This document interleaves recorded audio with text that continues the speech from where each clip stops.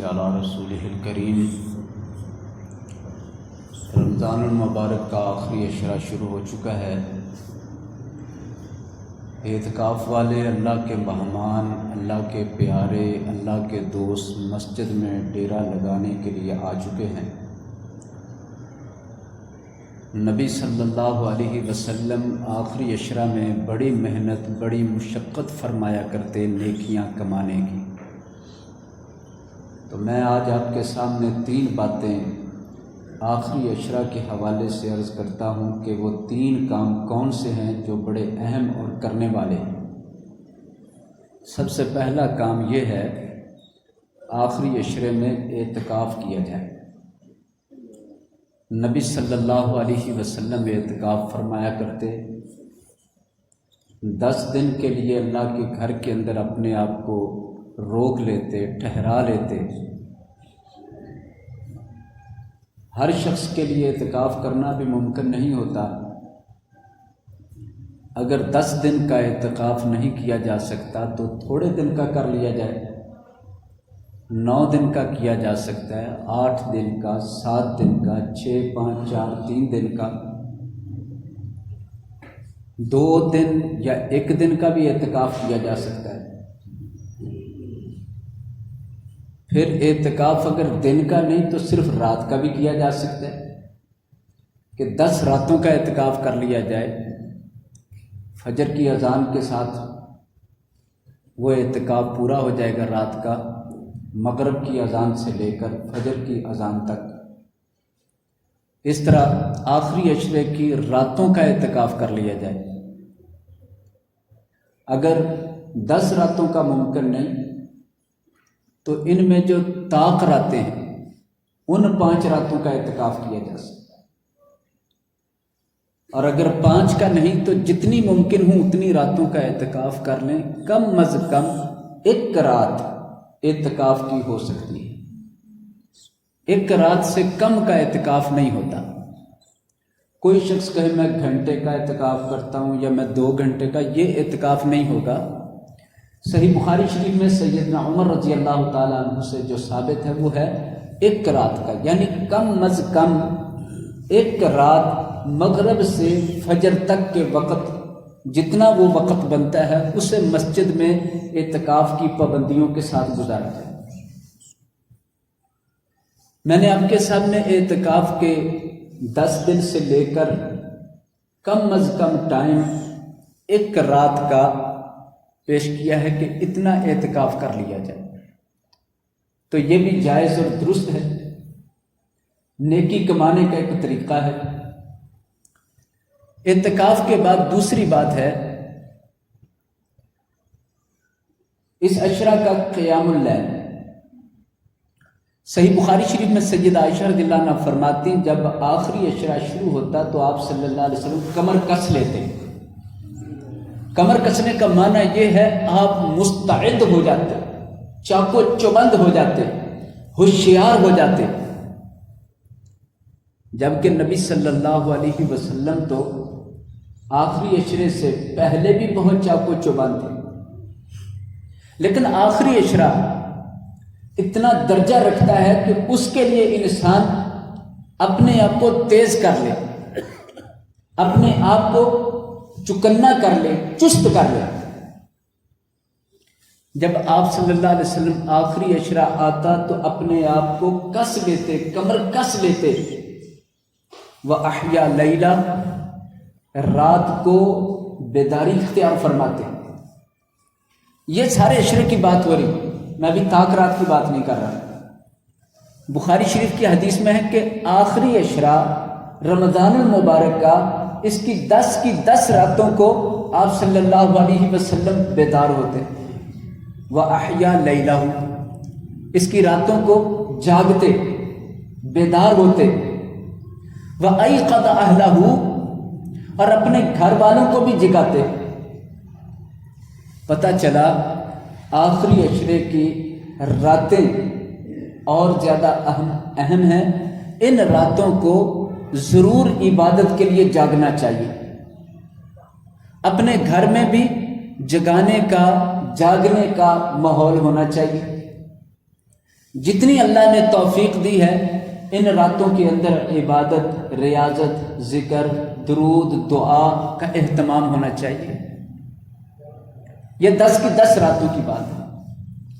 میں یہاں ایک بات توجہ کے لیے کہنا چاہوں گا کہ اگر 10 راتوں کی مکمل رات نہیں جاگ سکتے تو کم از کم آخری عشرے کی راتوں میں نماز تراویح کا جو 1 گھنٹہ یا 1.25 گھنٹہ یہ تو ضرور جاگنا چاہیے، بلکہ ضرور حاضر ہونا چاہیے۔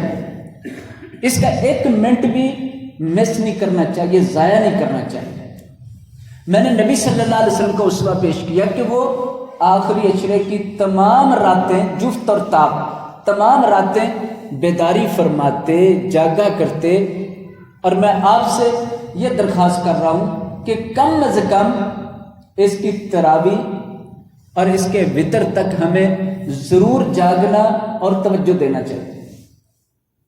یہ آخری عشرے کا حق ہے، یہ آخری عشرے کی عظمت ہے، اس کی اہمیت ہے۔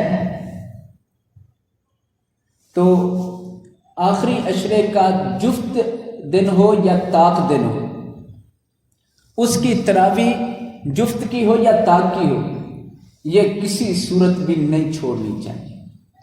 یہ وہ دن ہے جو اتنی تیزی سے گزر رہے ہیں کہ ابھی ہم کل تک یہ کہہ رہے تھے رمضان المبارک شروع ہونے والا ہے، اور آج ہم کہہ رہے ہیں کہ رمضان المبارک اپنے آخری حصے میں داخل ہو چکا ہے۔ کتنی جلدی گزر گئے دن، یہ رمضان کے دن نہیں گزر گئے، ہماری زندگی کے دن گزر گئے، یہ خیر و برکت کے لمحات گزر گئے، اور یہ دن بھی بڑی تیزی سے گزر جائے گا۔ آخری گزارش، لیلۃ القدر کی تلاش۔ یہ آخری عشرے میں لیلۃ القدر بھی رکھی گئی ہے، اس کو بھی تلاش کرنا ہے۔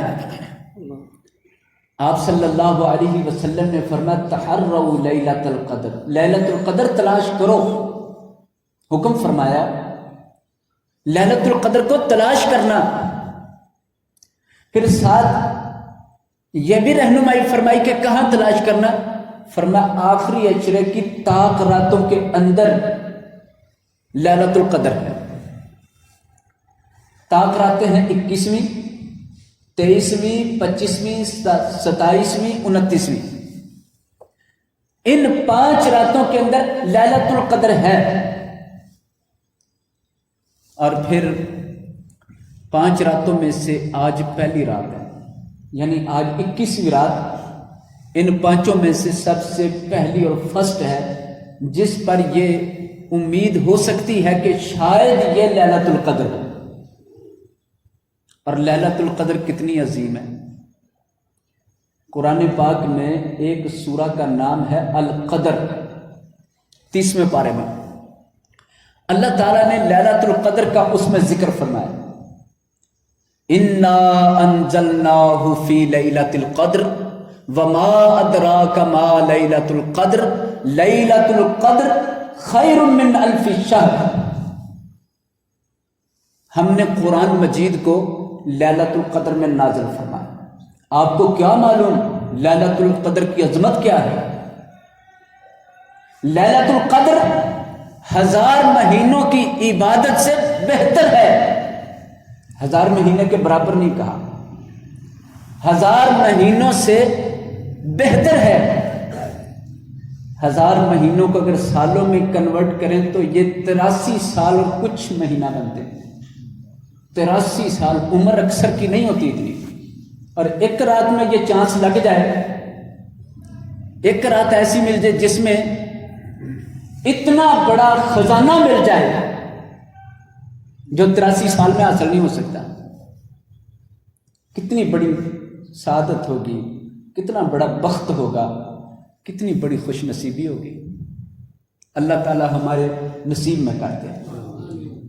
تو فرمایا کہ 1000 مہینے سے یہ رات بہتر ہے۔ پھر ساتھ فرمایا تنزل الملائکۃ والروح، اس رات میں فرشتے ہی فرشتے اترتے ہیں، اور فرشتوں کا سردار روح الامین بھی آتا ہے۔ اس رات کی تو عظمت کے 4 چاند لگا دیے اللہ نے۔ کیسے ہو سکتا ہے کوئی شخص نیکی چاہتا ہو پھر نیکی والی رات مس کر دے؟ کوئی شخص رحمت چاہتا ہو رحمت والی رات کو سو کر گزار دے؟ نہیں ہو سکتا۔ نبی پاک صلی اللہ علیہ وسلم فرماتے ہیں جس نے لیلۃ القدر کی رات کا قیام کیا اللہ تعالیٰ اس کے ساری زندگی کے گناہ بخش دیتا ہے۔ من قام لیلۃ القدر ایمانا واحتسابا غفر له ما تقدم من ذنبه۔ اور یہ بھی ارشاد فرمایا اور جس شخص نے لیلۃ القدر سے محرومی اختیار کی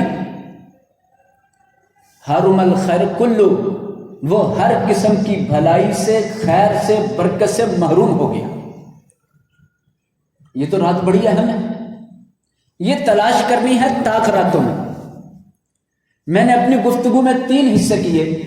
پہلا حصہ اعتکاف، پورے کا پورے اعتکاف کا اور چھوٹے سے چھوٹے حصے کے اعتکاف کا ذکر کیا کہ زیادہ سے زیادہ وقت اتنا لگا لیں، کم سے کم اتنا۔ دوسرا نمبر پورے عشرے کے دن اور راتوں کی فضیلت۔ پھر تیسرے نمبر پر لیلۃ القدر۔ فرمایا اس میں فرشتے اترتے ہیں، تنزل الملائکۃ والروح، فرشتے ہی فرشتے زمین پر آ جاتے ہیں، رحمت کے فرشتے، اور پھر ان کا سردار روح الامین بھی آتا ہے۔ من کل امر، ہر طرح کا حکم لے کر آتے ہیں۔ یہ کون سے حکم ہیں؟ یہ وہ حکم ہیں جو ہمارے نصیب کے اور تقدیر کے ہوتے ہیں۔ من کل امر، ہر کام ہر بندے کا۔ وہ ایک بات مشہور ہے شب رات کے ساتھ کہ اس رات نصیب لکھے جاتے ہیں، عمر لکھی جاتی ہے، نفع لکھا جاتا ہے، نقصان لکھا جاتا ہے، صحت لکھی جاتی، بیماری لکھی جاتی، عزت لکھی جاتی، ذلت لکھی جاتی۔ یہ کیا کچھ کہتے ہیں شب رات کو لکھا ہے۔ وہ شب رات کو نہیں ہوتا، وہ ہوتا ہے شب قدر کو، لیلۃ القدر کو، جو رمضان شریف میں آتی ہے آخری عشرے کی طاق راتوں میں۔ لیلۃ القدر میں نصیب لکھے جاتے ہیں، نصیب بنائے جاتے ہیں۔ صحت بیماری، امیری غریبی، اچھائی برائی، نیک بد، جنت جہنم، یہ سارے کچھ نصیب اس رات کے اندر رکھے گئے ہیں۔ من کل امر، سارے نصیبوں کے فیصلے اس رات میں۔ سلام ہی حتی مطلع الفجر، اس رات کو جاگنے والے اتنے خوش نصیب ہیں کہ ان کو سلام ملتی ہے۔ سلام کب تک ہوتی ہے؟ جب تک فجر طلوع نہیں ہو جاتی، فجر کی اذان تک یہ رات سلامتی سے بھری ہوئی ہے۔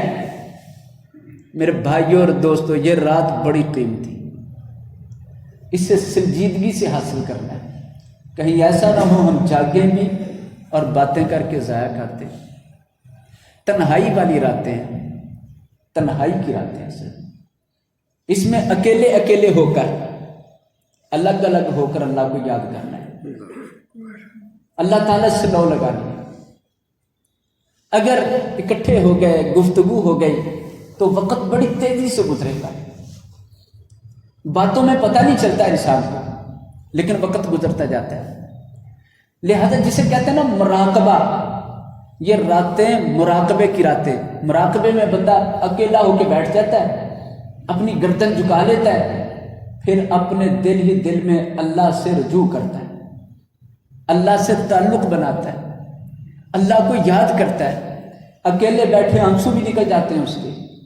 پھر رب تعالیٰ فرماتا ہے جو اکیلے بیٹھے میری یاد کرتے ہوئے رو پڑا، میں اسے عرش کا سایہ دوں گا۔ کہ اللہ کی ہیبت اور اللہ کی عظمت کی وجہ سے وہ اتنی عاجزی میں گیا، اتنا عاجز کہ اللہ تو اتنا بڑا، تیری کائنات اتنی بڑی، میں اس میں ذرے برابر نہیں، میری کیا اوقات، میری کیا حیثیت ہے، میرے مالک تو مجھ پر رحم کر دے تو سب بن جائے گا، اور اگر تو مجھ پہ رحم اور نظر کرم نہیں فرمائے گا تو میری تو کوئی اوقات نہیں۔ پھر گناہ یاد کر کے معافی مانگتا ہے، اور یہ رات کیسی معافی کی رات ہے۔ سیدہ عائشہ رضی اللہ عنہا فرماتی ہیں میں نے پوچھا اللہ کے رسول صلی اللہ علیہ وسلم اگر مجھے یہ رات نصیب ہو جائے مجھے کچھ محسوس ہونے لگ جائے کہ یہی وہ رات ہے، تو پھر میں کیا پڑھوں، پھر کون سی دعا کروں؟ تو آپ صلی اللہ علیہ وسلم نے فرمایا عائشہ اگر یہ رات مل جائے تو یہ دعا پڑھنا، اللہم انک عفو تحب العفو فاعف عنی۔ اس کا ترجمہ بڑا پیارا ہے، اے اللہ تو معاف کرنے والا ہے، معاف کرنے کو پسند کرتا ہے، مجھے معاف فرما دے۔